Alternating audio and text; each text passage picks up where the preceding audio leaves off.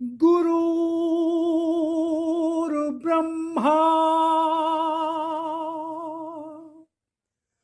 गुरुर्विष्णु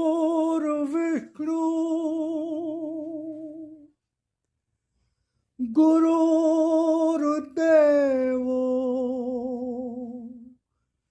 महेश्वरा गुरुर्साक्षात् परब्रह्म तस्मै श्री गुरुवे नमः।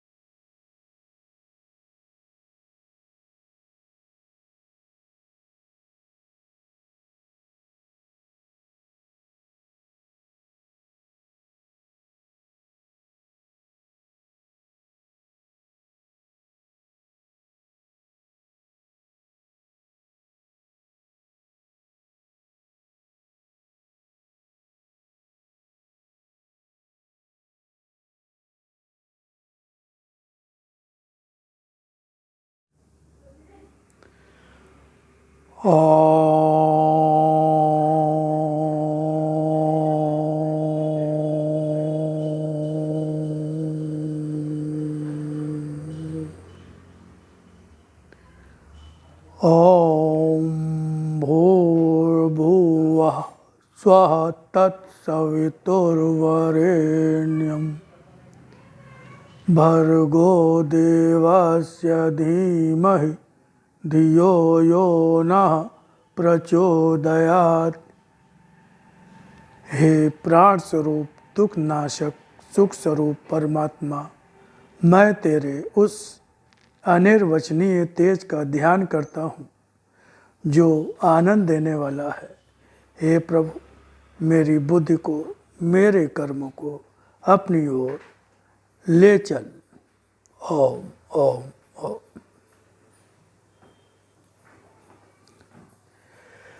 आपका स्वागत है। आशा करता हूँ ईश्वर कृपा से आप सपरिवार आनंद से होंगे। तो आज हम भगवत चर्चा करेंगे। भगवान की वाणी शक्ति दर्शन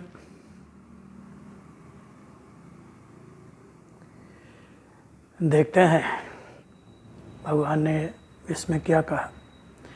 इसके पहले मैं थोड़ा सा परिचय भगवान की वाणी का दे देता हूँ उन लोगों के लिए जो भी नए हैं और जो इस परिचय को प्राप्त कर चुके हैं, समझ चुके हैं, जो हमारे पुराने मित्र हैं, जो सज्जन हैं। तो वो मैं टाइमिंग नीचे दे देता हूँ। समय का अभाव अगर है, समय कम है, तो वो स्किप करके जहाँ से हम भगवान की वाणी का विश्लेषण शुरू करेंगे तो वहाँ से उसको वो शुरू कर सकते हैं। इस बीच का वो वीडियो चाहे तो स्किप कर सकते हैं। मैं टाइम डाल देता हूँ। तो भगवान की वाणी, जैसा कि नाम से ही विदित हो रहा है, भगवान की वाणी, तो ये भगवान की ही साक्षात वाणी है। ऐसा मत इसको समझिए कि ये कहा किसी इंसान ने है, किसी साधु संत महात्मा ने है या योगी ने है, किसी ने ज्ञानार्जन करके अपने अनुसार बातें कहीं और उसको भगवान का वाणी का नाम दे दिया। तो ऐसा नहीं है। ये साक्षात भगवान की वाणी है जो परम पूज्य देवी माँ की स्वचालित लेखनी के माध्यम से मार्च 1972 से और जनवरी 2003 तक प्राप्त हुई। जिसके 400 से ज़्यादा वाणी खंड हैं। जिस रूप में ये वाणी प्राप्त हुई उसको भगवान का साकार लिप रूप दर्शन कहा जाता है। और जब इसी लिप रूप दर्शन, ये लिप रूप में जिस रूप में प्राप्त हुई, जब उसका हिंदी आम भाषा में उसको अनुवादित किया गया तो उसको भगवान की वाणी कहा गया और भगवान ने ही इसको अपना शक्ति रूप दर्शन कहा है। तो ये भगवान की वाणी, जैसे कुरुक्षेत्र में भगवान श्री कृष्ण ने अपने परम भक्त अर्जुन जी को गीता सुनाई, गीता का ज्ञान दिया, वो उनके श्रीमुख से ही निकली हुई थी साक्षात। उसी प्रकार भगवान स्वयं अपनी वाणी में बता रहे हैं कि मैं अपनी उसी गीता को पुनः और सरल से सरलतम रूप में उसी गीता के संदेश को पुनः प्रदान कर रहा हूँ। इसके पीछे उद्देश्य कि आजकल के समय में सच्चा ज्ञान, सही ज्ञान लोग ले नहीं पा रहे। गीता रामायण को भी पढ़कर नहीं समझ पाए, नहीं जान पाए। जो मार्गदर्शक थे उन्होंने अपनी भूमिका सही ढंग से नहीं निभाई, या हम ही सही लोगों तक नहीं पहुंच पाए। जो सही साधु संत महात्मा थे, योगी थे, वहाँ तक नहीं पहुंच पाए। हमें उनकी पहचान नहीं हुई, पहचान नहीं सके और भ्रम में फंसकर बहुत से धोखे खाए, परेशान हुए। लोगों ने हमको बहलाया फुसलाया और लूटा। तो एक असमंजस की स्थिति, जो भगवान की भक्ति करना चाहता है, जो भगवान को पाना चाहता है, जिसके मन में आकुल पुकार है, तो भगवान ने कहा कि जन जन तक पहुँचो, जन जन तक पहुँचो, जहाँ अंधकार है उस मन तक पहुँचो जहाँ मेरी पुकार है। तो भगवान स्वयं लिप रूप में आए। लिप रूप भगवान ने गीता में भी कहा है कि ओम मेरा, अक्षरों में मैं ओंकार हूँ, अक्षरों में मैं ओंकार, उसको अक्षर ब्रह्म, अक्षर ब्रह्म। तो यही भगवान की वाणी अक्षरों का समूह, अक्षरों का समूह, लिप रूप ओम, भगवान का ओम रूप दर्शन। तो भगवान का ये है। देवी माँ ने इसमें एक भी शब्द अपनी ज्ञान के आधार पर अपने मन से सोच विचार के इसमें कहीं कुछ नहीं लिखा है। एक एक शब्द, एक एक वाक्य साक्षात भगवान की अवतरित वाणी है। इस पर हमें विश्वास करना होगा। विश्वास करेंगे तो ये भी एक बहुत बड़े भाग्य की बात होगी, सौभाग्य की बात होगी, भगवत कृपा होगी, तभी विश्वास भी हो पाता है। भगवान को हम लोग पहचान भी पाते हैं। वरना भगवान के अवतार काल में भी हम लोगों ने नहीं पहचाना। बहुत सारे लोगों ने भगवान श्री कृष्ण को उनके काल में नहीं पहचाना। भगवान श्री राम को जब वो अवतरित हुए तो उनको नहीं पहचाना। बहुत से लोगों ने नहीं पहचाना। बाद में फिर उनकी पूजा हुई, उनकी आराधना, उनको अवतार रूप में जाना समझा गया। तो आज भी भगवान स्वयं अपनी पहचान दे रहे हैं। तो ये एक अवसर है, हम इस पर भरोसा करें, विश्वास करें। और देखिए, भरोसा विश्वास तो तभी पूरा होगा जब हम उसको सुनेंगे। पहले सुनेंगे, अगर हम सुनेंगे ही नहीं, हम सुनने के पहले ही कोई निर्णय ले लेंगे, हम सुनने के पहले ही ये विचार बना लेंगे कि नहीं ऐसा नहीं ऐसा, तो फिर सही बात आप पास तक कैसे आएगी। तो इसको पहले सुनिए, जानिए, समझिए और स्वयं पहचानिए।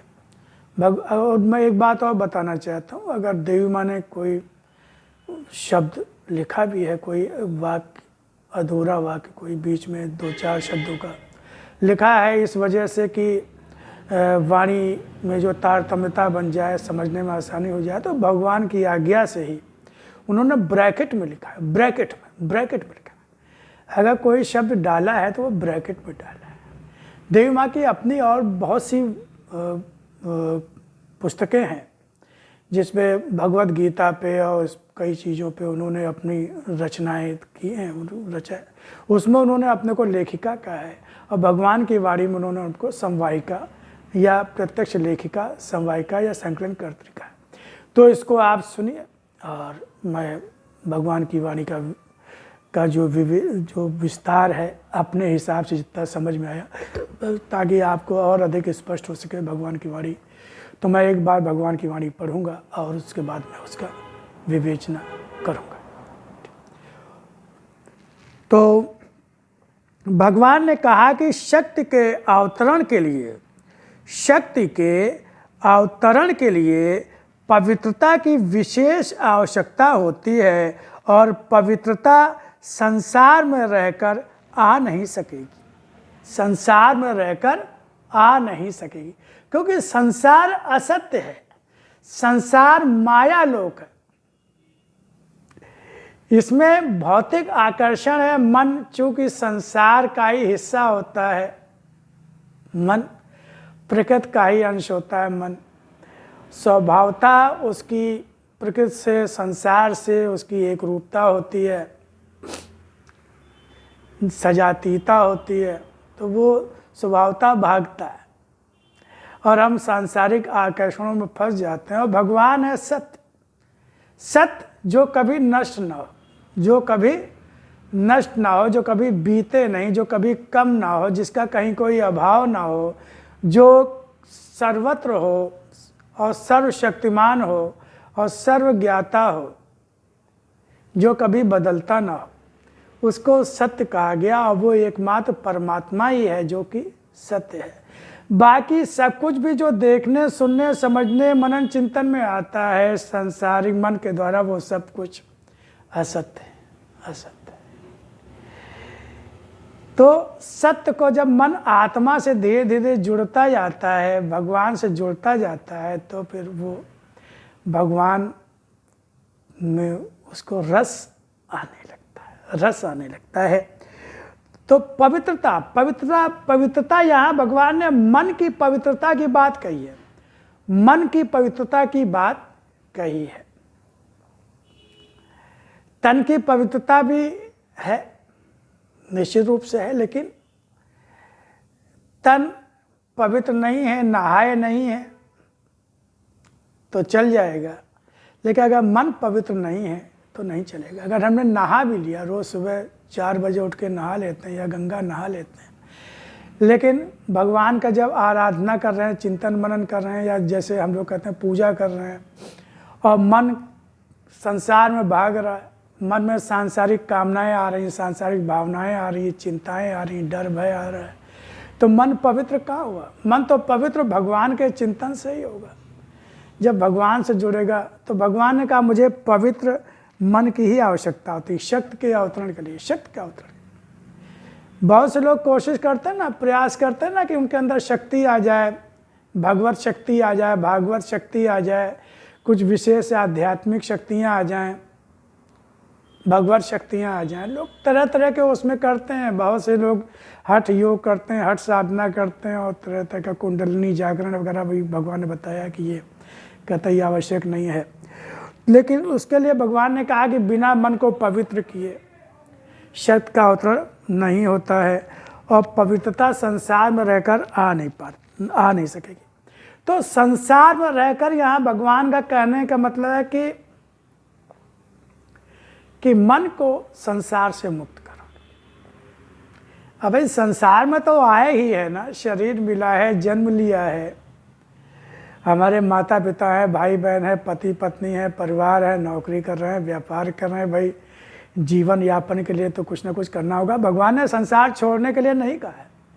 भगवान ने अगर संसार छोड़ना होता तो फिर भगवान श्री राम, भगवान श्री कृष्ण वो क्यों सांसारिक संसार में परिवार में रहते, ये सारे झमेले संसार के क्यों उठाते वो भाई? उन्होंने तो परिवार नहीं छोड़ा, उन्होंने तो शादी भी किया, संतान भी हुई, परिवार बनाया भी, लेकिन उन्होंने ये बताया कि संसार का मन से त्याग करना, संसार का मन से आसक्ति त्यागनी है, मोह त्यागना। हमें सत्य असत्य के ज्ञान के साथ में जीवन को जीना है।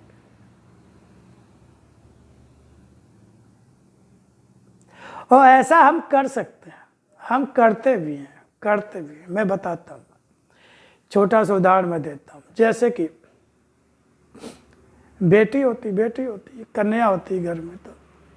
तो जैसे ही होती वैसे ही माँ बाप उसको पराया धन, अंदर कहीं ना कहीं होता है, वो अंदर भावना होती है ये पराया धन है, ये पराया धन है, ये हमारी अपनी नहीं है, हमें इसका लालन पालन करना है, पढ़ाना है, लिखाना है, योग्य बनाना है, काबिल बनाना है, और फिर उसकी शादी करनी है, योग्य वर ढूंढकर, परिवार ढूंढकर उसको हमें घर से विदा कर देना। तो विदा करते समय उसकी खुशी के आंसू होते हैं, खुशी के आंसू होते हैं, ममता होती है, दुख होता है, लेकिन खुशी भी होती है कि हमने अपना कर्तव्य, अपना दायित्व अपना पूरा किया।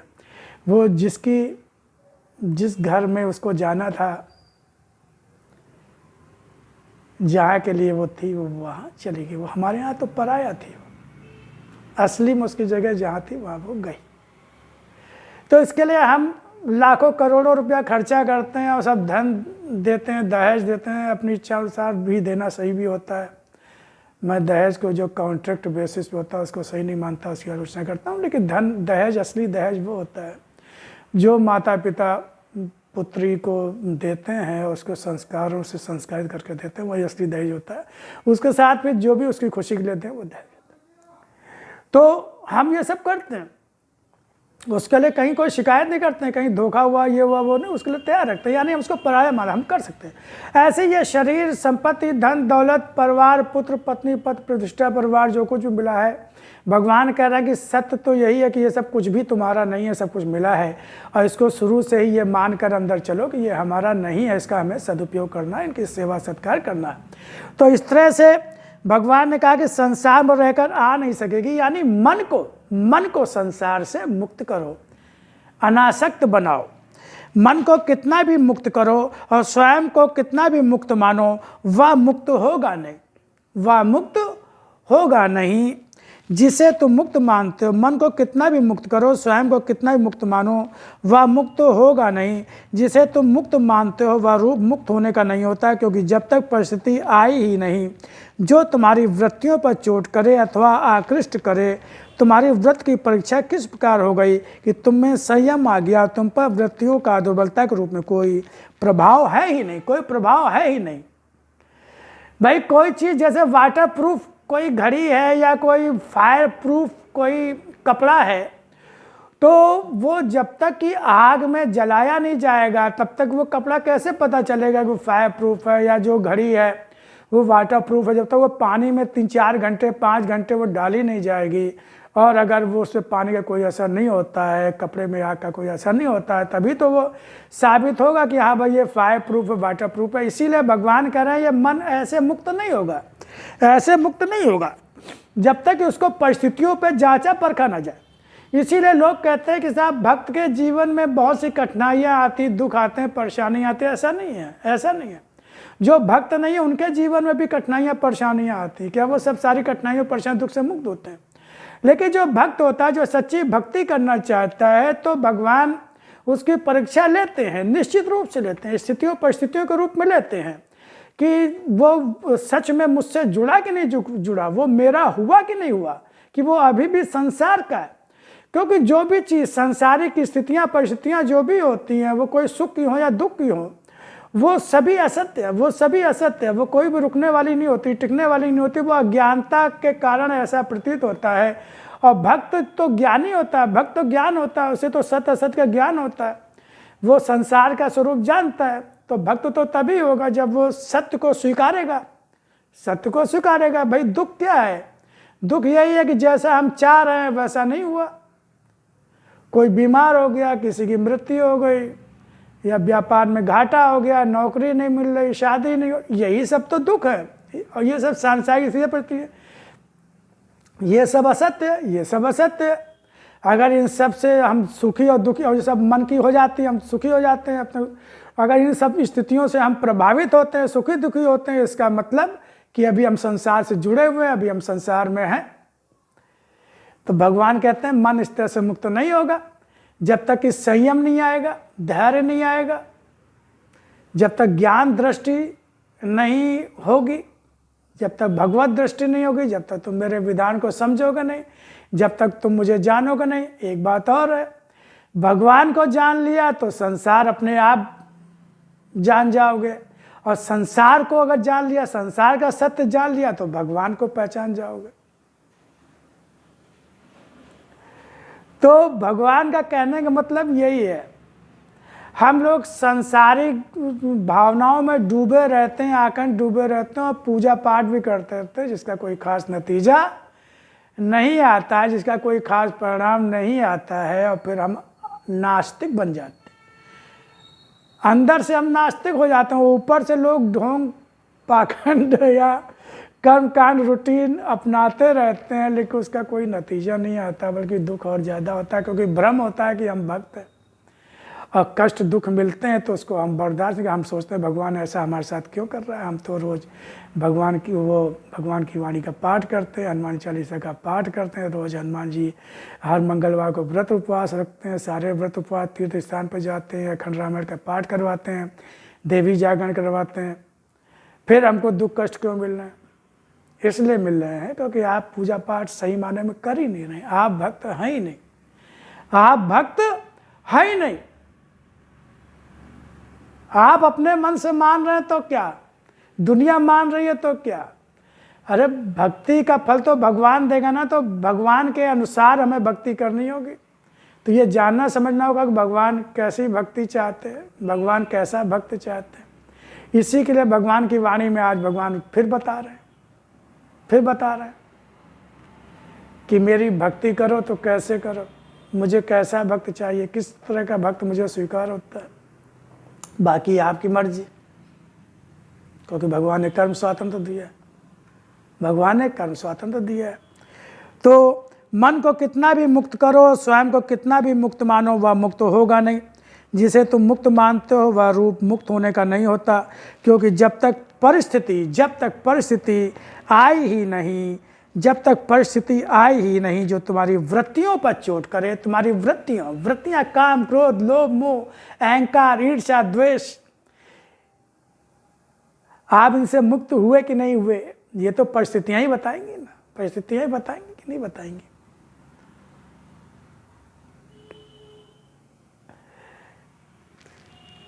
क्योंकि जब तक परिस्थिति आई नहीं जो तुम्हारी वृत्तियों पर चोट करे अथवा आकृष्ट करे, वही बात है कि भाई घड़ी वाटर प्रूफ है कि नहीं। ये तो जब घड़ी पानी में गिरेगी, ऐसी परिस्थिति आएगी कि घड़ी पानी में गिर गई, 4-5 घंटे पड़ी रही, अब उसको निकाला तो वो खराब हो गई, तो पता चला ये तो वाटर प्रूफ नहीं थी। और अगर नहीं खराब हुई तो कहा नहीं ठीक, वाटर प्रूफ। भाई जहाँ क्वालिटी चेक किया जाता है, जहाँ क्वालिटी चेक होती है, तो वहाँ ये सब परिस्थितियाँ क्रिएट की जाती कि नहीं की जाती। कपड़ा वाटर प्रूफ, फायर प्रूफ है कि नहीं, तो वहाँ वैसी परिस्थिति भाई उसकी चेकिंग होती है, टेस्टिंग होती है, उस पर ओके टेस्टेड लिखा होता है। तो ऐसे भगवान भी टेस्टिंग करते हैं, भक्त के जीवन में ऐसी परिस्थितियाँ लाते हैं, आती सबके भक्त के जीवन में। भगवान कभी कभी उसकी परीक्षा लेने के लिए भी करते हैं। कुछ जीवन उसके अपने कर्मों का फल भी होता है, उसका भाग्य भी होता है, और कुछ भगवान के द्वारा ऐसी परिस्थितियाँ क्रिएट की जाती।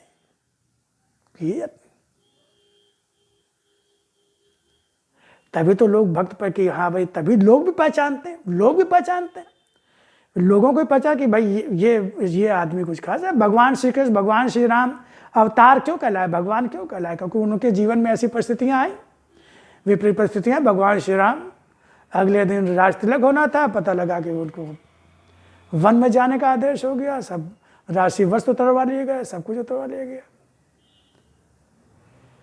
लेकिन उनके चेहरे पर शिकन नहीं आई, कोई उन्होंने शिकायत नहीं की, किसी को नाराज नहीं हुआ, क्रोधित नहीं हुआ, उल्टा सीधा नहीं बोला।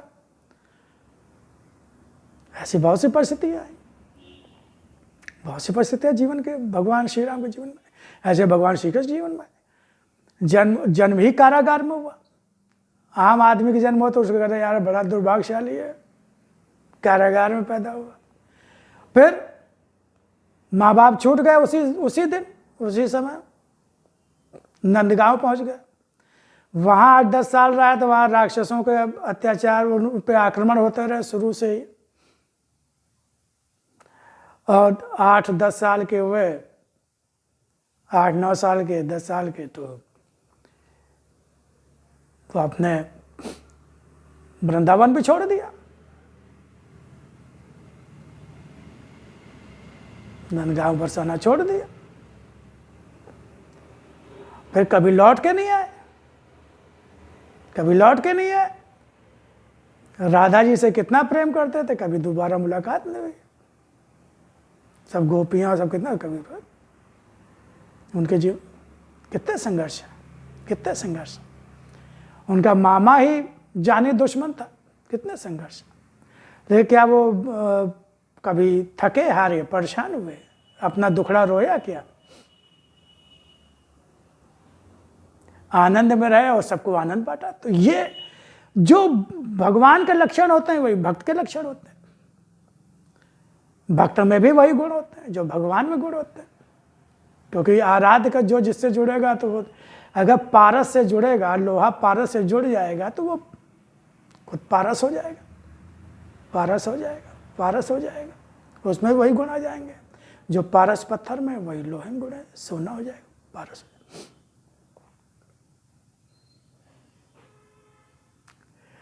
तो इसको हमें समझना है और ये देखना है तुम्हारे व्रत की परीक्षा किस प्रकार हो गई, तुम परीक्षा में सफल। अगर भक्ति करना चाहते हो, क्योंकि भगवान की वाणी उनके लिए जो भक्ति करना चाहते, भक्ति करना चाहते, जो भगवान को पाना चाहते हैं, जो भगवान जुड़े थे। और बिना भगवान से जुड़े, बिना भक्ति किए किसी का जीवन सुरक्षित है नहीं। कोई सुरक्षित रह नहीं सकता, कोई सुरक्षित नहीं, कोई सुरक्षित नहीं। भगवान ने कहा है एकमात्र वही सुरक्षित है जो मेरी शरण में है, या जब तक उसका भाग्य साथ नहीं दे रहा है। लेकिन जब भाग्य साथ नहीं देगा तब भगवान के तो शरण में तो हुआ ही नहीं, भगवान के तो हुआ ही नहीं, तब कौन बचाएगा? कोई नहीं बचाता है। विपरीत परिस्थितियां आती हैं, दुख कष्ट आता है तो सगे संबंधी भी छोड़ के भाग जाते हैं। रुपया पैसा धन दौलत शरीर व्यवहार समाज कोई काम नहीं आता। तो भगवान कह रहे हैं कि वह जिसे तुम मुक्त मानते हो, जिसे तुम मुक्त मानते हो वह रूप मुक्त होने का नहीं होता। क्योंकि जब तक परिस्थिति आई ही नहीं जो तुम्हारी वृत्तियों पर चोट करे अथवा आकृष्ट करे, तुम्हारी व्रत की परीक्षा किस प्रकार हो गई कि तुम में संयम आ गया और तुम पर वृत्तियों का दुर्बलता के रूप में कोई प्रभाव है ही नहीं। तुम में संयम आ गया और वृत्तियों की दुर्बलता का तुम पर कोई प्रभाव है ही नहीं। ये कैसे पता चलेगा? ये कैसे पता चलेगी? जब स्थितियाँ परिस्थितियाँ आएंगी तब। अगर आप इनमें पास हो गए तो इसका मतलब ये है कि अब आपकी साधना आगे बढ़ रही है। जब मनुष्य वृत्तियों पर विजय पा लेता है वह योगी हो जाता है। वृत्तियों पर विजय पा लेता है तब योगी। योगी ये योग नहीं जो आजकल योग हो रहे हैं, योगासन हो रहे हैं, नहीं नहीं नहीं, वो कुछ योग नहीं है। योग का मतलब होता है भगवान से जुड़ना। भगवान से एक होता है भोग, एक होता है योग, एक होता है संयोग। संयोग संसार जुड़ना, भोग संसार से जुड़ना, और योग भगवान से जुड़ना। जब भगवान से जुड़कर हम भगवान के लिए कर्म करते हैं तभी हम योगी कहलाते हैं। और जब संसार से जुड़े होते हैं, जब सुखी दुखी होते हैं, उसके फल की कामना होती है, इच्छा होती है, तो उस समय हम भोगी होते हैं। उस समय क्या होते हैं? हम भोगी होते हैं, संसारी होते हैं, योगी नहीं होते हैं। इसको समझ लीजिए, इसको समझ लीजिए। योग वो जो हमारे मन को, इंद्रियों को, सबको भगवान से जोड़े, वही योग है। जब जब हम भगवान में डूब जाते हैं पूरी तरह से, तब हम उस समय हम योगी होते हैं। यही योग है। जब अभ्यास करते करते ये समय बढ़ता जाता है, जब हर समय, तो फिर हम योगी हो जाते हैं। जब मनुष्य वृत्तियों पर विजय पा लेता है, यानी सुख दुख से ऊपर उठ जाता है, सुख दुख से ऊपर उठ जाता है। जब हमारा कुछ है ही नहीं, शरीर भी हमारा नहीं, शरीर में जो शक्ति है, इंद्रियां हैं, देखने सुनने वो सब कुछ हमारी नहीं है। हमको जो कुछ मिला है, जब हम यहाँ संसार में आए तब संसार में ही मिला, और जब संसार से जाएंगे तो सब कुछ छोड़ कर जाएंगे। जब शरीर छूट जाता है तो फिर रह क्या जाता है साथ में जाने को? रह जाता है हमारे कर्म। हमारे कर्म जाते हैं साथ में, जो अगला जन्म बनाते हैं। तो भगवान के लिए कर्म किए नहीं होते हैं, इसलिए फिर संसार में आते हैं। तो जब मनुष्य वृत्तियों पर विजय पा लेता है वह योगी हो जाता है। निष्काम भाव से ही संसार में, फिर उसकी सारी कामनाएं, इच्छाएं, सांसारिक सब खत्म हो जाती है, सब खत्म। निष्काम भाव से रहता है, कर्म सब करेगा। वो पति का कर्तव्य पालन करेगा, पिता का करेगा, पुत्र का करेगा, नौकरी चाकरी जो सब करेगा, लेकिन वो सब भगवान को अर्पण करके करेगा, भगवान का मान के करेगा। और फिर भगवान जो भी उसके बदले में दे। उन सब के अंदर भगवान देखता है, अपने आराध्य को ही देखता है और उस रूप में ही सब कुछ करता है और भगवान को अर्पण करता है और जो कुछ मिलता है उसको पूर्णतः संतुष्ट रहता है। कोई शिकायत नहीं, कोई शिकायत। शिकायत किस बात की? जब उसको ज्ञान ये हो जाता है कि सब कुछ छूटना है, कुछ भी हमारा है ही नहीं, कुछ यहाँ रहना है ही नहीं, हमारे साथ कुछ जाएगा ही नहीं, सब कुछ ये अरबपति खरबपति ये सब दिन भर रुपया पैसा पूरी ज़िंदगी कमाते रहे, सब छोड़ के यहीं चले गए। आप किसी को कितना भी प्यार करें, जब उसका जाने का समय आएगा तो वो छोड़ के चला जाएगा, जब आपका समय आएगा तो वो छोड़ के चलेगा, ना वो आपके साथ जाएगा ना आप उसके साथ जाओगे। तो अपने अपने कर्तव्य का पालन करो, भगवान का मान के, भगवान को देखकर सब में भगवान को देखो और भगवान ने जो भी साधन दिए हैं, जो भी व्यवस्था दी उसके साथ कर्म करो, जो हो उसको पूर्ण से स्वीकार करो।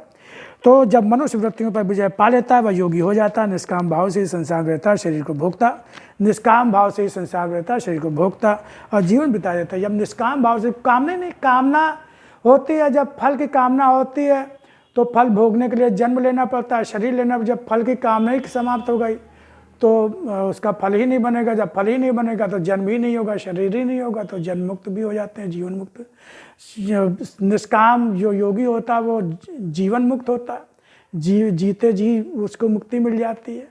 कामना ही तो बंधन है, कामना ही तो बंधन है, आसक्ति मोह ही तो बंधन है।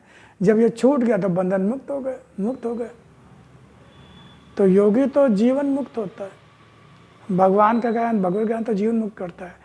तो इसका हम चिंतन मनन करेंगे, ध्यान करेंगे और आगे फिर हम इसको लेकर आएंगे आपके सामने, फिर भगवत चर्चा करेंगे।